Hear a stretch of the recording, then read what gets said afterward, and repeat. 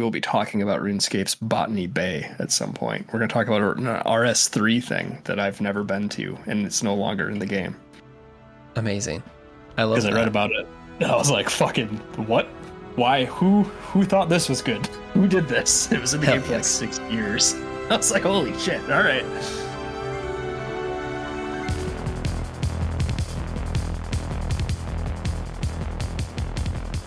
Hello, and welcome to Codex. It's a casual lore podcast. My name is Phil. And I'm Logan. And today we are changing things up a bit, I guess. We have been talking in the behind the scenes about how we do the show and what's going on, and we have decided that what we're going to do is a little something, pun intended, called a Codex Mini. And we're kind of going into this every other week cadence where we'll have a big episode, kind of like what you would expect from our previous stuff, and then we'll kind of have a smaller episode the following week. Kind of realized after doing 20 odd episodes that we've just been turning down some topics because they couldn't fill out a full hour-long episode. So we came up with the idea of a mini because it's the same codex you know and love, but small, fun-sized. And what better month to do it than in the candy month itself? I'm sure it's a coincidence that you just started getting into 40K and now you're talking about minis. We're not going to talk about that. I literally had to close tabs for Skitarii Rangers like an hour ago. Yeah, I probably shouldn't have called you out like that on mic here. Now they know. Streaming you Space Marine, talking about Chaos and Warp and Thousand Suns like I know what I'm talking about all of a sudden. Those will not be mini episodes. Those will be. It's also called Codex. Just Codex Astartes. I mean Codex Miniatures. I mean we're doing Codex Minis. That's what we're doing. It is. It's the same thing, but it's small. Usually, and you'll figure this out. But today's mini it's a continuation of Runecrafting, correct? Yeah, we're gonna do a little addendum where we talk about some of the mechanics and some of the weird social interplay that happens because of that. Before we do that, though, you know what's coming. I know what's coming. I do. What's your bright spot? This one feels a little bit like cheating, but we haven't brought it up in a while, and I think I should. My bright spot is actually going to be Knowledge Fight, the podcast from which we stole this. Stole the bright spot. Yeah. I have realized, I almost sent this to you in a text message, but I wanted to save it, that Knowledge Fight is the old school RuneScape of podcasts. I cycle in and out of it for months at a time. I dive way too deep into it. I can't, in good conscience, recommend that anyone else interact with it in any way. Uh-huh. And there's years of built-up lore. So much. I've forgotten more lore from that show than I remember, similar to RuneScape. But yeah, I've been catching back up. I've worked through, I don't know, 5 months worth of pods in the last week or so. Oh my God, that's a lot of Knowledge Fight. Yeah. Would you like to tell the kind people what Knowledge Fight is? Knowledge Fight is this is a thing that comes up in the subreddit often, which is just like, how do you explain this to a person and not sound insane? And there's not a great way, I don't think. Knowledge Fight are two former comedians who cover and debunk Alex Jones and InfoWars and their adjacent terrible people in that orbit. It is pretty academic, I feel like, for what it is. Yeah, I think the thing that really stood out to me about the show is that it is not them necessarily lampooning Alex Jones for being a just crazy person beyond all belief. It is very much here is a crazy thing that he says. Let me explain to you the context of that thing and the philosophical principle about behind the argument that he is making and how that is flawed and wrong and what he is trying to do by saying this thing. Yeah, and that dude talks a lot of shit. So you get all kinds of crazy topics. You learn about all kinds of random things across all of space and time, honestly. Because that guy's on air forever. So yeah, it is good. I don't know. Like, a byproduct of listening to it means you have to hear Alex Jones, which I don't think anyone should do. No. So that's why it's tough to like recommend people listen to it. But it is excellent. It is a tough recommendation. I will say that if you can listen to it, and this is the frame of mind I go into the show, and I know that you are incapable of this, but I go into it as these two funny comedian people have listened to the craziest thing you could possibly think of, and they debunk it slowly. And so long as you take that little part of your brain that knows that there are people who watch that show seriously and believe the things that Alex Jones is saying, if you take that little part and you just set it aside, you get to hear the wildest thing that you could possibly imagine every 5 minutes, and then you can have a fun, enjoyable rest of your day. Just separate that part where there are people who actually believe these things, and you'll have a good time. If you can't do that, don't listen to the show. Don't listen to it. I come at it from the opposite end, where I need to understand how people came to believe those things for the world to make sense to me again, which I think is maybe a place some people can recognize being in as well. Yeah. Check out Knowledge Fight. Listen to the first. You know what? my like pseudo bright spot is listen to the Knowledge Fight theme song, and then if that doesn't hook you, then you can get out. And if you don't like the first 10 minutes, get out and leave it behind and never touch it again. Yeah, it is the best theme song for a podcast. It's certainly the best theme song featuring Alex Jones. Yeah, made by DJ Dan Arkey. Shout out to him. Does excellent work. Dan Arkey, incredible. Yeah, just it was a random listener who now like when Catherine and I went and saw Knowledge Fight live in Milwaukee a couple of years ago now.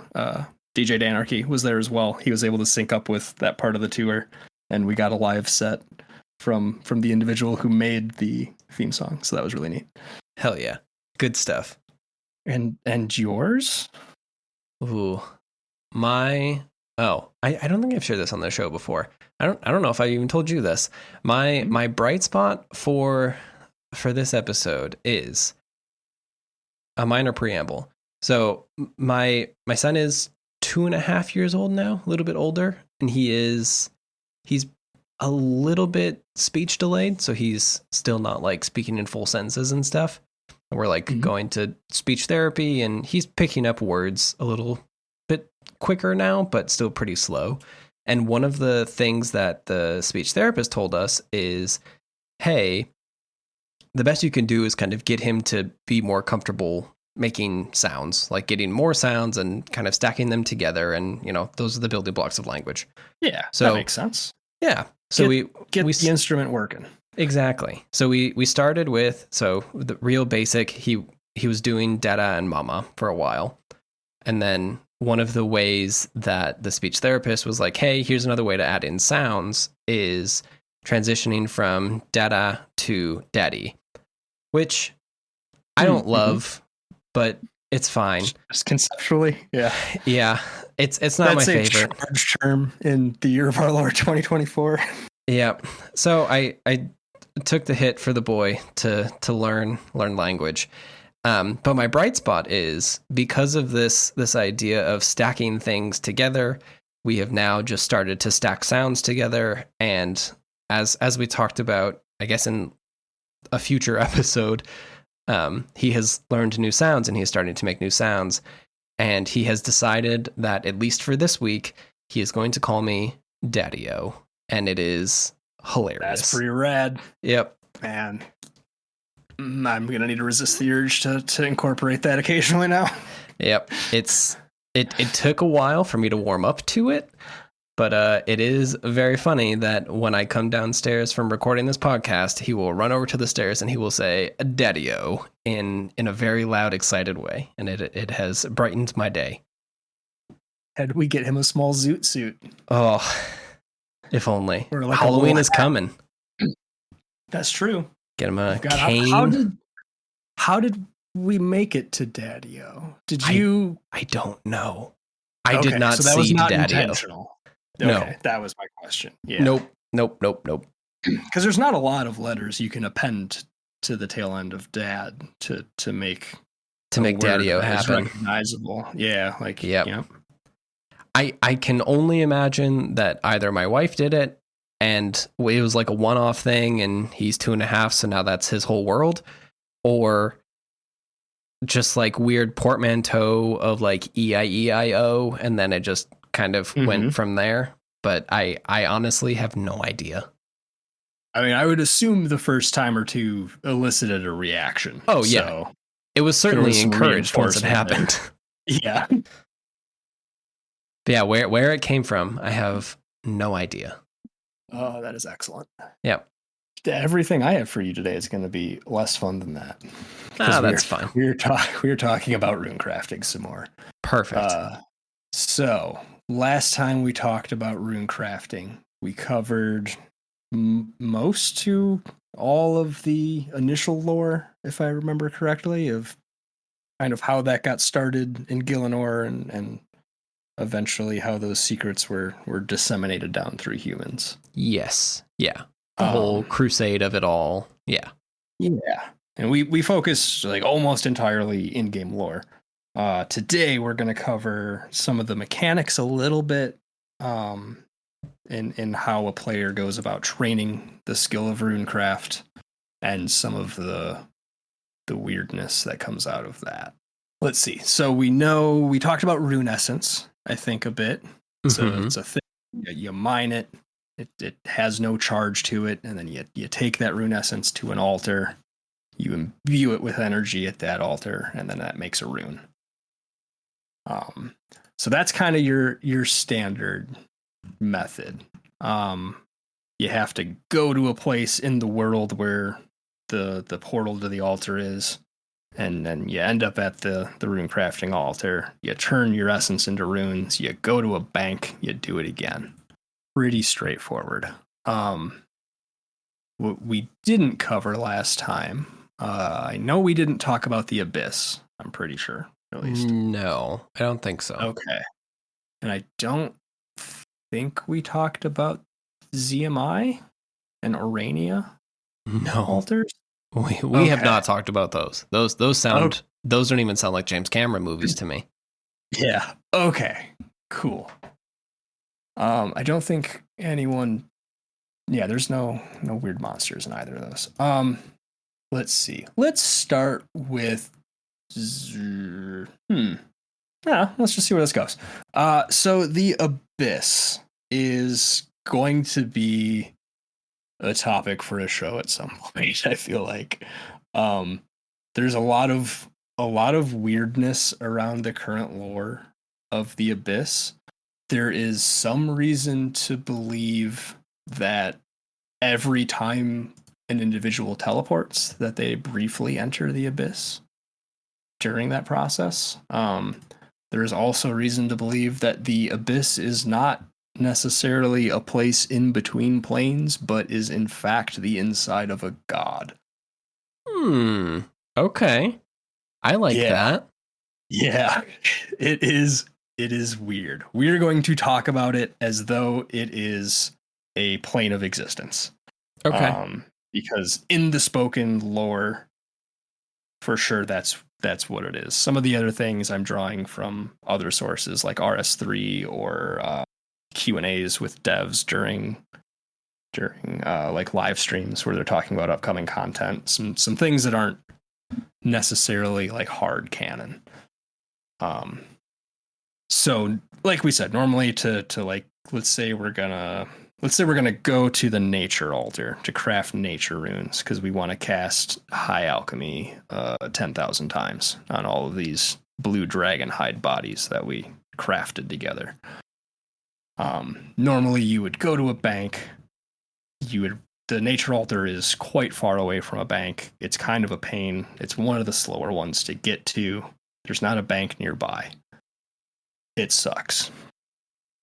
Option 2 is we utilize the Abyss. To get to the Abyss, we have to go talk to our friends, the Zamorakian wizards. They have come up. I'm pretty sure we touched on them in Runecrafting a bit. We talked about the Wizard's Tower, I believe. Oh, yeah. And they're the ones who may or may not have burned down the Wizard's Tower. Exactly. And also the ones who got like uber murdered in Varrock as a result of the Wizard's Tower being burned and the subsequent vigilante violence that took place. Yep. So that was in the past. In the present, as a player, you can find the Zamorakian still hanging out in Varrock. And he will give you a little mini quest, which is good for our mini episode. Mini quest is Enter the Abyss. He gives you a location orb, and he asks you to go around Gielinor and find different ways to teleport to the Rune Essence mine. So this magic orb can kind of triangulate what's going on in these dimensional shifts. Okay. Does that follow a little suspect, but I think I track what's going on. So you just do it. You just do that. There's not really any there aren't like branching narratives in this where you decide not to help the guy out and the quest continues. You either help the guy out or you never get to go to the Abyss. I mean, it's an MMO. Help the guy out. The Abyss is real. It's real gross. I'm gonna send you a screenshot here instead of going there because it's also a violent place. And I don't want to deal with that while we're trying to record this episode. So it is red and dark and vaguely organic in appearance. And there's weird, gross beasties all over the place. Is this a series of heads that have red radish sprouts, kind of, and tongue sticking out, and they're just heads on shoulders and the hands are their feet? Is that what I'm looking at here? I think those are the abyssal walkers, I want to say. That makes sense. That's bottom right center is an abyssal leech. Gross. And the thing with the pyramid head in the middle is something else. Oh, that's not a player character with a cool hat. I think that might be a guardian. That's an abyssal guardian, and they are spooky looking as well. Here's just a good shot of one of those fellas. Ugh. Yeah. Kind of nightmare inducing in a couple ways. Yeah, it's like if you enter your mind's eye, if you are a Zelda player, it looks like one of the Yiga clan ninjas, but instead of a quirky face, it is a pyramid head that looks like it has a smiley face on it. And I don't know if that's intentional or not. Oh, it is. Yeah, it's cool. Unsettling. It's a vibe for sure. Yeah. This I know that you put me on blast earlier for my 40K dalliance, but everything that you have said about the Abyss is really giving it's really giving warp energy to me. Yes, that is actually a pretty good parallel here. Okay. To get to the Abyss, you have to go talk to a different Zamorakian wizard who is in the wilderness. He's in low-level wilderness. I think it's like 10 or 11. So you're probably not going to get into too much trouble on the way there. Okay, and that's the PvP area.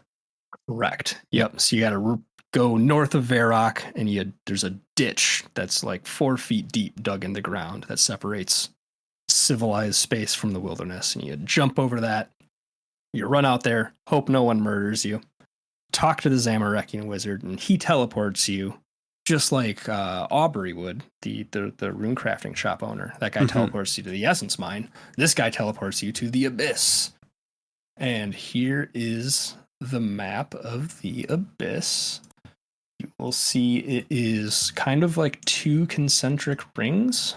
Oh, yeah. You end up on the outer ring. You'll notice there is no path from the outer ring to the inner ring. Yes. The way you traverse that is at various points through the outer ring. In fact, that first screenshot I sent you, like top center right, there's kind of a hole in the wall with some little tentacle looking things, stalactites coming out of the ground there, Yep. blocking it. Yep. So at various places in the outer ring, there is a path to the inner ring that is blocked by some kind of a gross thing. Cool. The one you see in that picture there are tendrils. You need a wood cutting axe to chop down those tendrils, and then you can get your way through. Some of them just have rocks blocking the way. You need a pickaxe with you to mine the rocks. There are eyes that follow you as you move about. You have to use your thieving skill to get past those. There is a narrow gap, which you use agility to squeeze your way through. It's a little claustrophobic looking. And then the last one is a boil, just like a putrid, gross nonsense thing that you have to bring a tinderbox with you to set ablaze. Great. In order to get through. Yuck. And once you pass one of those obstacles, you end up in that inner ring. Okay.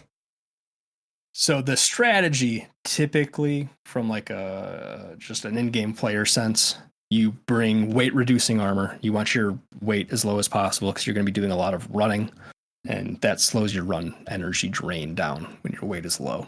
Okay. And then the easiest ones to get past are usually you go with the rocks.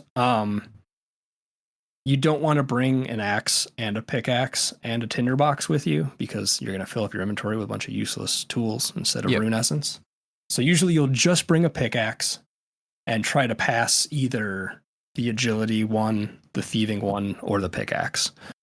And specifically, you bring a black pickaxe because that has a very low weight. It's not a good pickaxe, but it weighs very, very little, which is more important in this case. So you mine the rock away with your black pickaxe. You make it to the inner ring.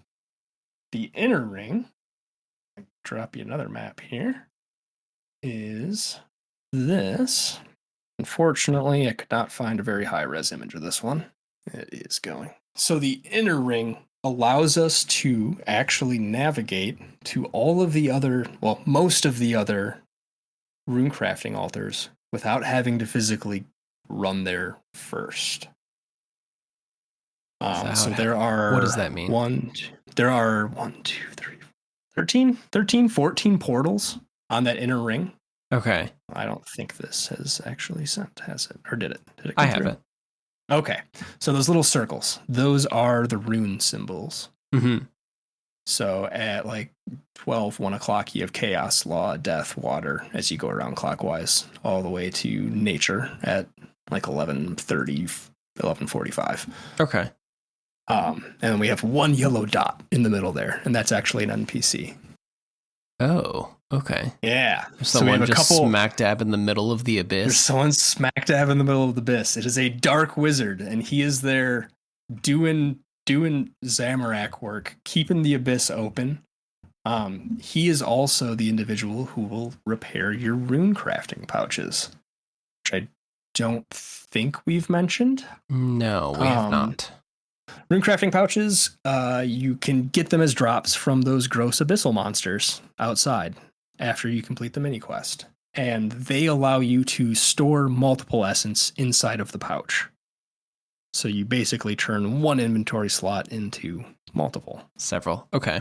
Yep. And that means you can craft more runes before you have to bank. So you're going to be able to bring more than just your standard, like 26 or so essence with you.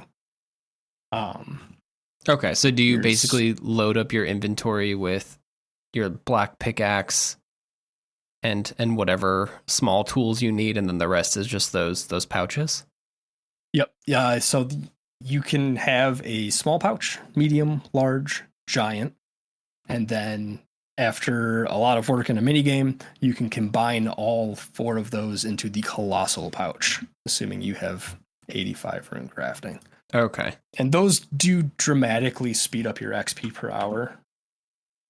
The small pouch only gets you an extra 3 capacity. It's not really worth using. But if you look at the colossal pouch, that thing holds 40 rune essence. Right. So if before you were bringing 26, you now bring 25 plus the colossal pouch, which holds another 40. Yeah. Yeah, so you're bringing 65 per trip instead of 26 per trip. Okay. Yeah. So pretty big difference. Yeah, that's huge. Colossal, one would say. Yeah. Unfortunately, those pouches break down as you use them, and that fellow there in the middle is the mage who repairs them for you. Gotcha. Okay. Running here to have him do that sucks. If you have unlocked the Lunar spellbook, there's a spell called NPC Contact that you can use to talk to the man remotely, and he can fix them at a distance for you. He just fixes your pouch over the phone? Yes. Nice. He does Runecraft tech support over the phone. Love that. Restores your pouches so you can keep going. So the idea here is, instead of running to whatever faraway altar you would in Gielinor, you run through the wilderness, get teleported by the mage, dodge the creepy eyes in the outer ring, make it to the inner ring, and then enter one of these interdimensional doors that will take you directly to the altar where you can craft your runes. Okay. So I mean, that makes this will be sense. a shorter trip. Yeah. Although far more dangerous, because you have to dodge dangerous NPCs and potentially other players as well. So for some things, it makes sense to take this route. For others, it doesn't. I'm not even sure, actually. I don't know if anyone does too much abyssal rune crafting now that the minigame is out, which we're going to end up covering the minigame in a different episode, since this is supposed to be a mini. So there's non-standard method number 1 is going through the abyss, working with our Zamorakian friends there. Non-standard method 2 is the ZMI altar, the Urania altar that we mentioned earlier. This was also founded by the Zamorakians after they got pushed out of the Wizard's Tower. So ZMI stands for Zamorak Magical Institute. Oh, and yeah, okay. Yeah, they found a very strange altar in a very strange place underground. The Urania altar. I don't have a lot of information on like what this thing does from like a lore magic standpoint. All right. But from an in-game perspective, it crafts randomized runes for you. So instead of going to the nature rune and turning all of your runes into nature runes, you go to the Urania altar with all of your essence, you craft it, and it does a bunch of dice rolls to just determine. Spits out runes. Yeah. Here is an idea for you on the math there. So it's based off of your level. I think we talked about something like this with fish at some point for some other mini game. But as your rune crafting level goes up, you're more likely to get higher level runes out of that altar. All right. So if you're really low level, you're going to get air runes, you're going to get minor runes, your XP per hour is not going to be great. As you go up, you're going to get the more expensive higher level runes. The reason you would do this, though, is every rune you craft through this altar gives you 1.7 times the normal amount of XP. Okay. So typically, if you're trying to level rune crafting, you would go here instead of trying to gather as many nature runes as you can. Mostly, yes. Okay. With one exception, which is going to be the weird thing we'll talk about in just a second. Yeah, typically, if you want nature runes, you go and you craft nature runes. You're probably not getting the best XP per hour you could by doing that. But nature runes are useful, and maybe the best XP per hour rune you have access to isn't functionally very good for you. Yeah. Here, you don't get to pick what comes out of the box, but you are going to get more XP out of it. Yeah. But the XP values for each of the runes remains the same. You just get a multiplier on top of it. Correct. Okay.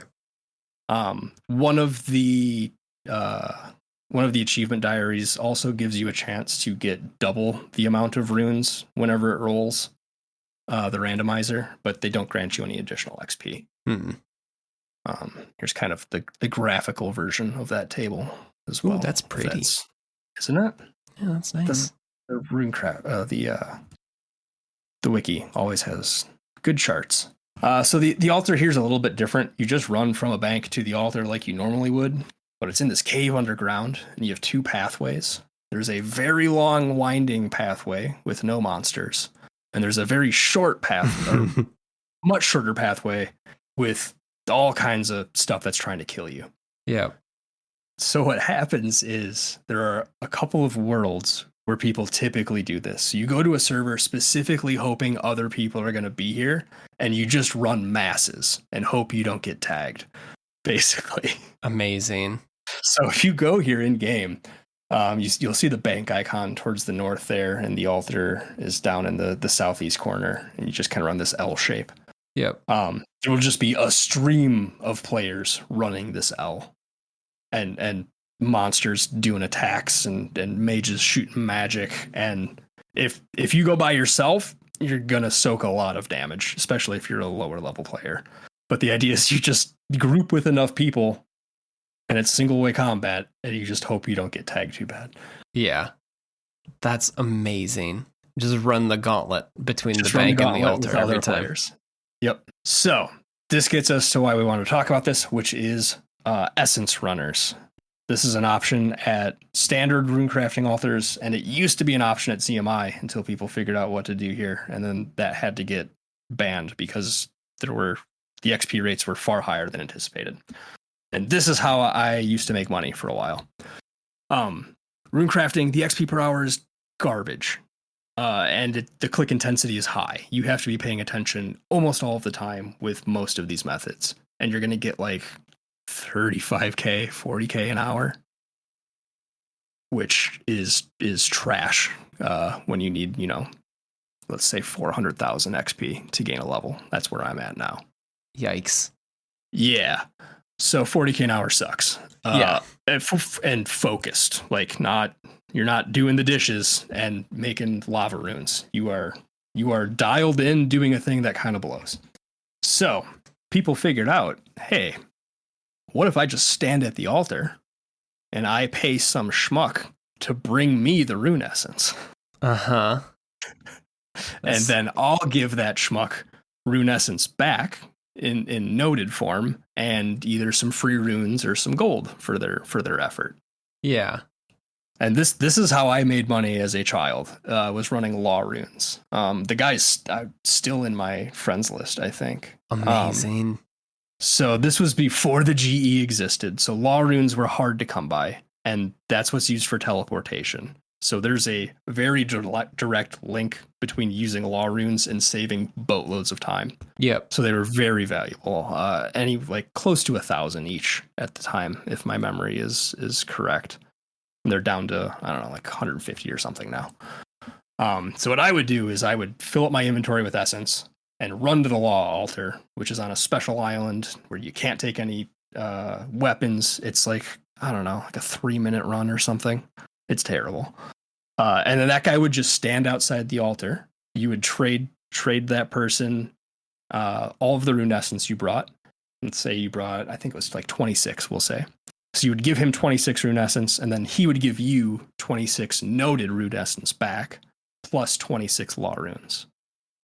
Because that guy is going in there and crafting law runes and getting 2 law runes for each essence that he brings in. Okay, so he splits so they're keeping half the law rune. Yep, exactly. You get half, they get half. So you make a little bit of money, and they end up getting substantially higher XP rates. So are you the only person running essence to this guy, or are you one in a line? So when we were children, the way this would work is someone would make a post on the RuneScape forums that would just say, hey, I'm looking for essence runners. I will be at this altar between time X and time Y.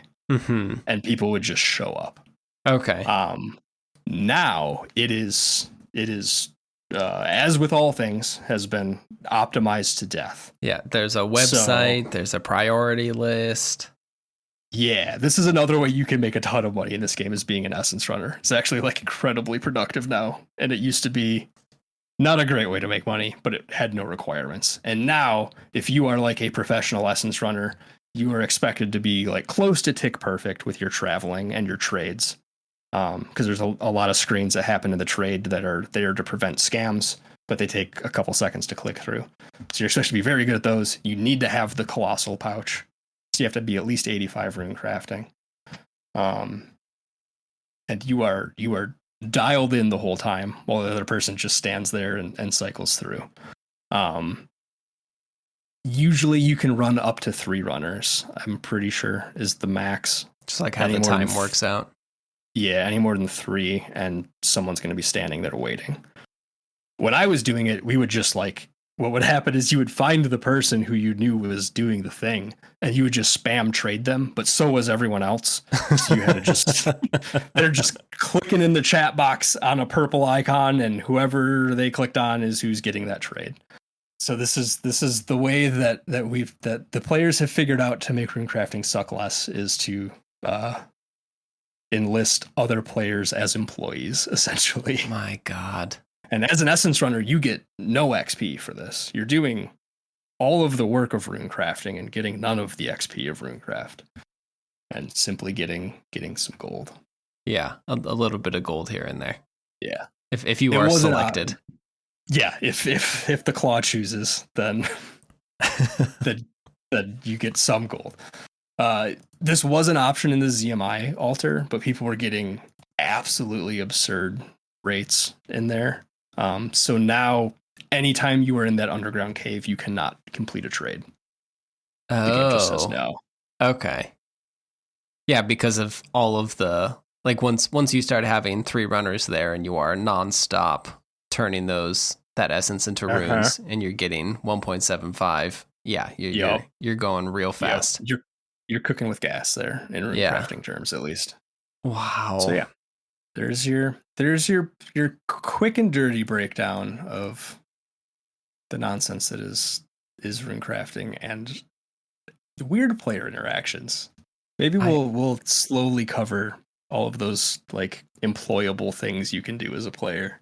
Yeah, I like that. It's kind of like digging back at all of the jobs that you never put on your grown-up resume and just, you know, we all had that one job where it just doesn't go on the resume. We don't talk about how I worked at Target for less than 2 months, you know? No. It just doesn't make it on there. There weren't skills built there. Yeah. No. That's fine. That was just a childhood job. That was just, you know, for one summer. Stand. Yeah, exactly. For one summer I ran rune essence from this bank to this altar. And a kindly man clicked on my name and gave me some law runes. And, you know, that's in the past now. Yeah. Yeah. Amazing. And I look back upon it fondly. Yeah. Like, I was not capable of walking across the White Wolf Mountains every time I needed to go visit the gnomes. So I needed those law runes so I could teleport to Camelot and walk half the distance because I knew where that was at least. Yeah, you know, we all got something out of it. Just maybe one person got slightly more out of it than it appeared at the time.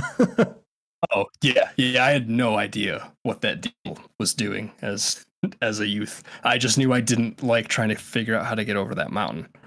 And sometimes I didn't remember how to get from, I don't know, Falador to the Al-Kharid. So you gotta have those runes for teleport. It's gotta teleport. Wow. That's amazing. I continue to be baffled by all of the little tiny side jobs that people end up doing in this game that you would never think of that. Like, of course, that is an optimization problem that has been solved, but yeah, and it's solved out of game in a way. Yeah, which is the fun part. Yeah, like it's very much the like when we were talking about the Grand Exchange, like the pre-Grand Exchange farmers market almost, where there's just maps of this is where you buy these things and party hats are out of the city limits, you weirdos. Yep. Yeah, I mean that was the job I had before running Runescence, was mining Runescence and selling it myself in the farmers market by just typing over and over and over again, selling 1k Runescence, 40 GP each. Amazing. That's the only reason I can half competently type to this day, is because you had to be able to if you wanted to sell that Runescence. Old School RuneChat taught me home row. We should. Yeah, man. I mean, I still look at my fingers once in a while, but for the most part, I got more out of RuneScape typing than I ever did out of a class. We should probably cut it here before we turn this into a full episode. Yeah, into a full episode. Yeah, good idea. Mm-hmm. We're still breaking in the mini, you know. Gotta figure out how it works. But yeah, Thank you for listening to this mini. We will have another one in 2 weeks probably. Next week we have already recorded is about some fun server mishaps and one particularly twisted bush outside of a greenhouse, and you just figure out what that means all by yourself. With devastating economic implications, that bush. Devastating. Yeah. But until then, we will be back. Thank you for listening, and we'll be back with another Codex entry later. Goodbye.